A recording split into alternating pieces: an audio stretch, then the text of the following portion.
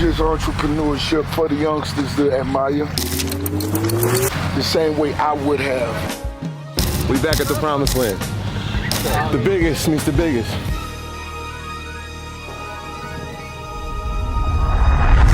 Ricky Rose here at the Promised Land. Always appreciate you, my brother. So, yeah, walk us through this selection, man. You already know, man. Well, just when I put the concept of having the car show together, I was under the assumption I would be able to get all my whips on one road. But we really couldn't just to have the stage, so we just had to, you know what I'm saying, have the motherfuckers on, you know. So I just pulled some toys out. So right here, I actually bought this from one of the homies from Texas who pulled in the night before last.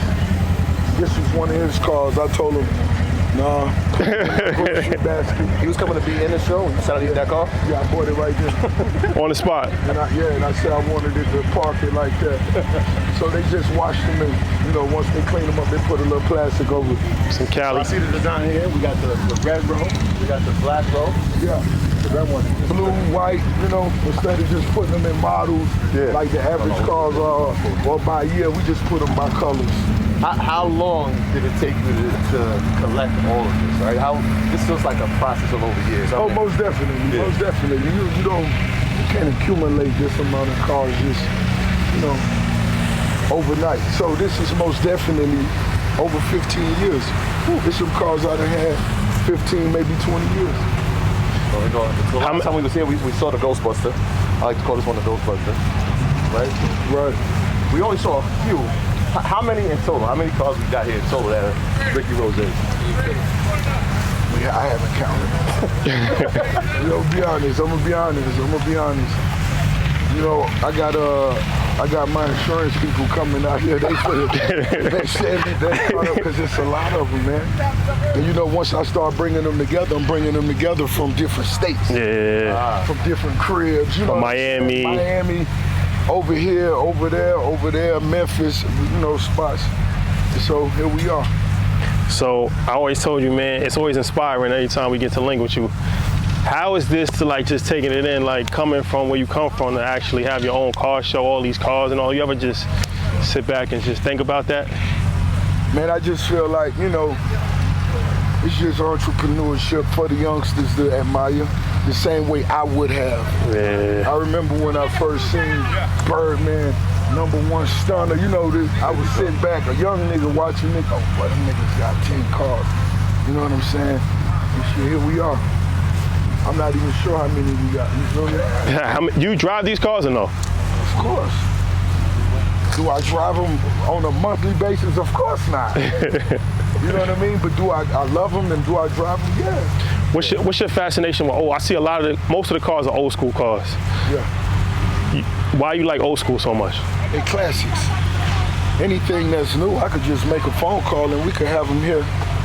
Anything that's brand new, we could have here before the day over with. And that's cool. I love new ones too. You know what I'm saying? But when it's a 1955 that only had one owner and it's pristine and clean as this.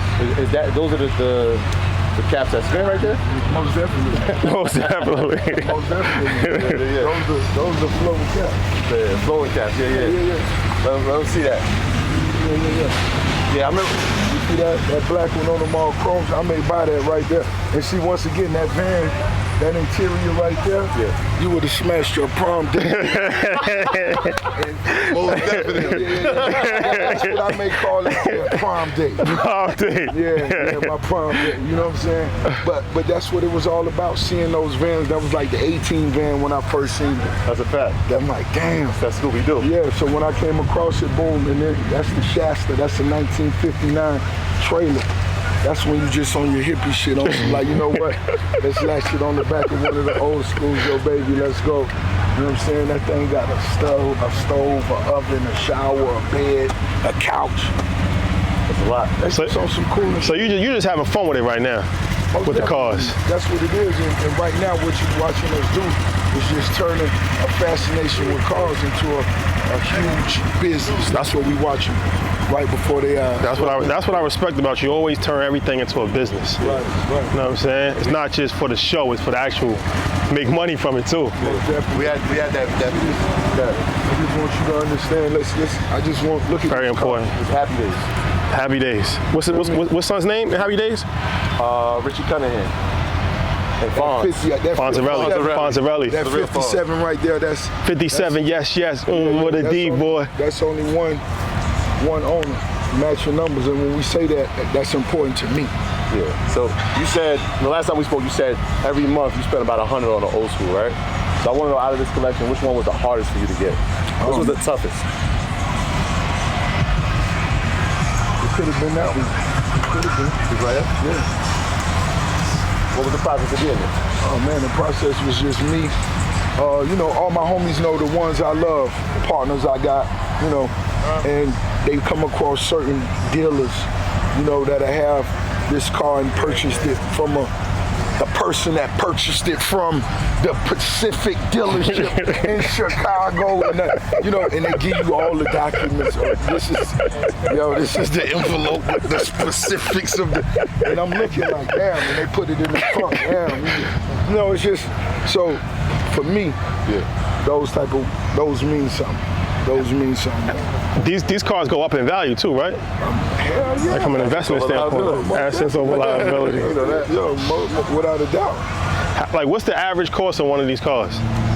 Anywhere, these cars could range you anywhere just on some average shit from 40 to 80K. Okay.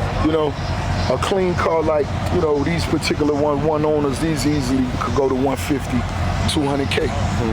It's just about how detailed are you about your whips. Yeah. My first 57s, I ain't care how many people owned them before I bought them. I just wanted to, and the more I spent, the more I collected cars, I realized, So the one owner that you said that a few times, that's a big deal for you. Most definitely.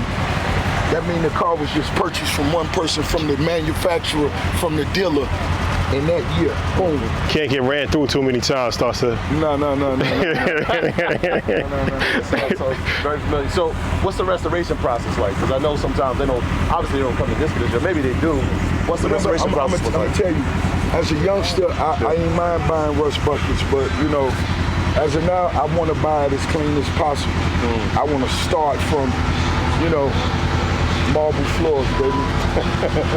All the way up. Yeah. 53 Mercury, that's the one where the fire flames come out of the pipes in the ass. Pull up the wing stop. This right here is one of my favorites. And St. Paulo? When you see how clean these cars is, look inside that wheel well now. You gotta look at that seat. That's the old school shit. Yeah. That's the old school. And when they not, and it's a lot of cars that I got over here that's, let's say for instance, I want this on the line up because it's under construction. I actually got it putting spokes on it while we here, but I also want people to see it, so whoever got extra parts, I'll buy your parts. I got another caddy over there at Cadillacs, it's hard to find parts. So I be on social media on my story, yo, what's up?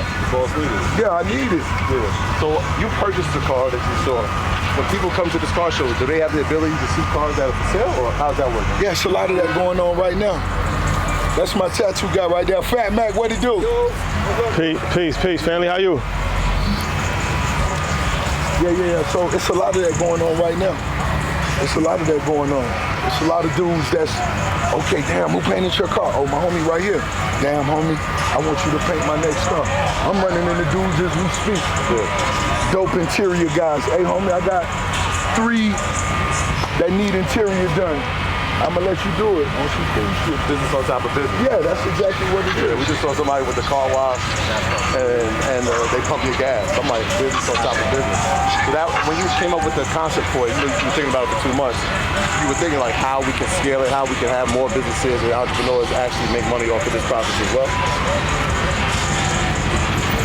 I most definitely reached out to everybody that was in my circle. You know what I mean? You gotta reach out to everybody that's in your circle and let them know what we got going on. It's gonna be a great branding opportunity. These the biggest tastemakers out of every city. These the biggest entrepreneurs that you're gonna be able to get at one time in one circle. Believe it or not. Everybody that's here, they showing their whips. These are hustlers. Whether you the Turkey Leg Hut or whether you Armani or wherever you at, you most definitely get hustling and you get money. You know what I'm saying? What's your plan for scaling it in the future?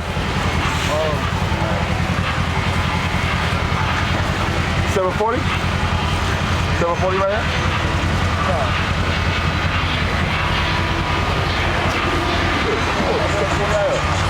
I'm thinking about my BMW motorcycles that I wanted to be next to, but we still got the day. My homie's still moving. You know, I got the one with the sidecar joint and all that. Yeah, I see some diesel Mercedes driving around. So it's got that 80s, 90s. I saw the Euros up there, so we got a more updated thing as well. It's my little rat right there. Yeah, that's my little rat. Green County Killer. So you from Miami, but I know you don't got a lot of drop tops. When I think of Miami, I think of drop top. You not in drop tops? Yeah. Oh, these, yeah. So We just ain't let the tops down on them. We letting the top down on them. We walked through, we saw some BMs. There's one BM I didn't see. Which one? 745 white on white. That one. Goddamn. oh, yeah, that's nostalgic. You might just have to buy that just for nostalgic purposes. Nah. I done ran across a couple of them. You know the dudes done hit me. I was like, you could bring it back. I'm like, nah, I ain't gonna do it. You could bring it back. You know, if I could have had the one, I would have had it. In the boss video. Yeah. The one that was, you know, because that was really my first BMW I was doing. White on white, baby. 745 Li. That was it. That was heavy in the streets. Heavy in the streets. Now we're approaching the black section. Yeah. This is for sale right here. This is yours? No, that's not mine. Somebody. Yeah, this the second car seen in my section. That's why I'm taking pictures of it. This is coming from Georgia Bulldogs. Yeah, Atlanta. This me right here. This? Yeah. Port of Miami. Don't play around with that. Very rusted. This right here. And then this one right next to the Hummer. It's like a little rap car, look like a little insurance car or something like that. That bitch beautiful. The black one right there? Yeah. Ask them what they want for that hoe. They just put the cover on that while we were there. You sell cars too, or Nah. you keep all your cars? Yeah, I want them all. So you just add into the collection. You're not letting nothing go. I had this car painted over a decade. And when I got it painted, I just put it on the shelf. Put it up. Now I'm pulling it back out. We finna get little parts, shit like that. I bought this. I always love Acura Legends. Always. I'm gonna redo it. I'm gonna do it all red. It's gonna be one with the red collection. Yeah. I had a beige the beige interior. Either do the 3-prong Brabus or some gold BBs on it. People from that generation don't really understand the importance of this car. You talk about the importance of the Act Legend. Oh, Hustler. in Miami, that shit, it's no going around that. There's no going around that. This right here, I need little moldings and shit like that. I just want to have all the moldings before I repaint it. Eggplant. Great, but I need the moldings around the windows. Cadillacs, you just can't find them like that. Yeah. So you driving sparingly. Where we going with one of these openings? Like, Wingstop. we pulling up to Wingstop in one of these? You can go anywhere. You can go anywhere in the whips. It's just whatever day, whatever it feel like. Whatever we feel like. We want to pull the top off that motherfucker right there. They don't know about that. They don't know about that Jeep Wagoneer. This what I was talking about that go next to the BMW. That's what I'm gonna make sure they. This right here? Yeah, both of these. I feel like, were you riding something like this in a supercar video? You and Neil? Something similar? We was on choppers. Okay. So you've been fucking with the bikes for a while too. Long time. Yeah, the fuck out of them bikes. Yeah, we about to come up on the red. I mean, I had to stop to take a picture of myself. It's coming up over there. Which one? This, the red motorcycle that you got. Oh yeah, without a doubt. Another Shasta, super clean. I had it repainted, retouched up the whole nine. Motherfuckers work on it, put it on the back. See how clean them 55s is? That's that 71 Corniche, aka Suge Knight. Okay. You can't skip the go karts. What we doing? We racing around the property? What we doing? I was actually in Miami and there was a business. One of my homies knew, them businesses that had the race cars. Yeah.